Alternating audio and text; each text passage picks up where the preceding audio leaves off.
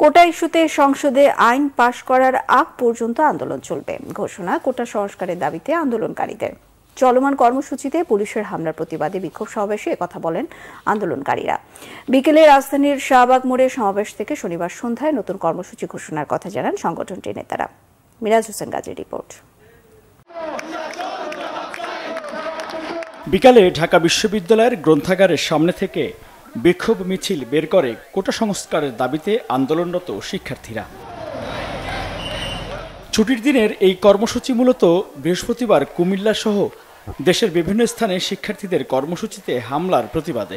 বৈষম্য বিরোধী ছাত্র আন্দোলনের ব্যানারে সব বিশ্ববিদ্যালয় ও কলেজে বিক্ষোভ মিছিল এবং সমাবেশ আগেই ঘোষণা করেছিল সংগঠনের নেতারা। মিছিলটি বিশ্ববিদ্যালয়ের কয়েকটি সড়ক ঘুরে টিএসসি মোড় দিয়ে শাহবাগে অবস্থান নেয়। রাস্তায় অবস্থান নিয়ে বিক্ষোভ করতে থাকেন শিক্ষার্থীরা। আপনারা যখন কথা বলেন তখন উপরে প্রেসক্রিপশন নিয়ে কথা বলতে হয়। আপনাদের হুজুর নারাজ হয়ে এমন কথা আপনারা বলতে পারেন না। আমাদের কোনো হুজুর নয়, আমাদের কোনো ধরনের স্টেট আমাদের সেন্সরশিপ নয়। যখন আমরা আমাদের অধিকার আদায়ের জন্য রাস্তায় নেমে এসেছি তখন আমাদেরকে পুলিশ দিয়ে বিভিন্ন ছাত্র সংগঠন রেলি দিয়ে আমার ভাইদেরকে হামলা করা হচ্ছে, গুলি করা হচ্ছে। যদি সংসদে আইন পাস করা না হয় তার আগে আমরা রাজপথ ছাড়ছি না। মাননীয় প্রধানমন্ত্রী শেখ হাসিনাকে উদ্দেশ্য করে বলতে চাই, আপনার ছবি ব্যবহারকারী, আপনার নাম ভাঙানো ছাত্র সংগঠন যদি আমাদের উপরে বারবার এরকম বাধা দেওয়ার চেষ্টা করে তাহলে কিন্তু ফলাফল ভালো হবে না।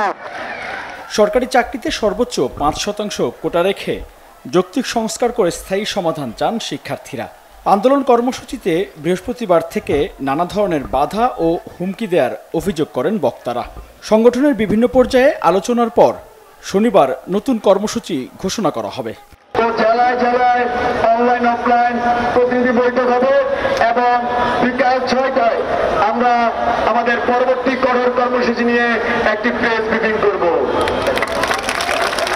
বৈষম্য বিরোধী ছাত্র একজন সমন্বয়ক হিসেবে সারা দেশের সকল সংগঠন সকল প্রতিনিধিদেরকে অভয় দিতে চাই, কোথাও যদি কেউ আমাদের উপর হামলা করে হুমকি ধমকি দেয় আমরা সকলে একসাথে তাদের বিরুদ্ধে সর্বাত্মক প্রতিরোধ করব।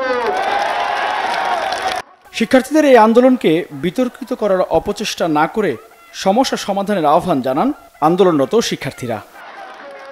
মিরাজ হোসেন গাজী, বাংলা ভিশন, ঢাকা।